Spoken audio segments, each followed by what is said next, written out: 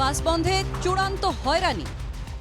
ছবিটা দেখে মনে হবে কোনো ছুটির দিন, কিন্তু না, এ ছবি সোমবারের, সপ্তাহের প্রথম দিন। কিন্তু বেসরকারি বাসও উধাও গোটা জেলা জুড়ে। বহরমপুর থেকে রঘুনাথগঞ্জ, কান্দি, ডোমকল সর্বত্র যাত্রীদের হয়রানির ছবি। আমি নিমগ্রাম বেলুড়ি স্কুলের টিচার। বাস তো আজকে দেখছি না স্ট্যান্ডে একটাও। স্টেট বাস ধরার চেষ্টা করছি। মানে আজকে যে বাস ধর্মঘট ছিল আপনারা জানতেন? হ্যাঁ, জানতাম, কিন্তু স্কুল তো যেতেই হবে। কি সমস্যায় পড়ছেন আপনারা এখন? সমস্যা তো হবেই। এখন অনেক সকালে বাড়ি থেকে বেরোতে হয়েছে, এখন কখন পাবো এখনও।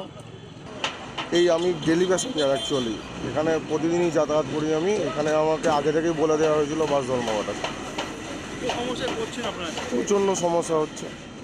অনির্দিষ্টকালের জন্য বাস ধর্মঘট রাখা হয়েছে। জানি না, বুঝতে পারছি না কবে বাস আবার যাবে। খুবই অসুবিধা হচ্ছে, আমাদের একটা টাইমের মধ্যে অফিসে ঢুকতে হয়, কিন্তু সেটা হচ্ছে না। সোমবার থেকে অনির্দিষ্টকালের জন্য বাস বন্ধ করেছে বাস মালিক সংগঠন। অটো টোটোর রুট নিয়ন্ত্রণের দাবি, পাশাপাশি রয়েছে বহরমপুর বাইপাসের টোল ও কেন্দ্রীয় আইনে প্রতিবাদ। বাইপাস আমরা ব্যবহার করছি না, আপনারাও জানেন। বাইপাস চালু হওয়ার পরে ডবল হয়ে গেল টোল। সেই টোল আমি দিতে বাধ্য হচ্ছি। ডিএম সাহেবকে জানালাম, ডিএম সাহেব গাড়িগুলোর একটা লিস্ট করে কনসিডার করার জন্য পাঠালেন। আজকে 4 দিন আগে সেটাকে রিজেক্ট করে পাঠিয়ে দিয়েছে ন্যাশনাল হাই কর্তৃপক্ষ।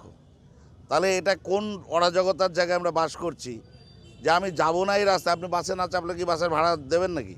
নিশ্চয়ই দেবেন না। আর কত ভোগান্তি পোহাতে হবে? কবে স্বাভাবিক হবে পরিষেবা?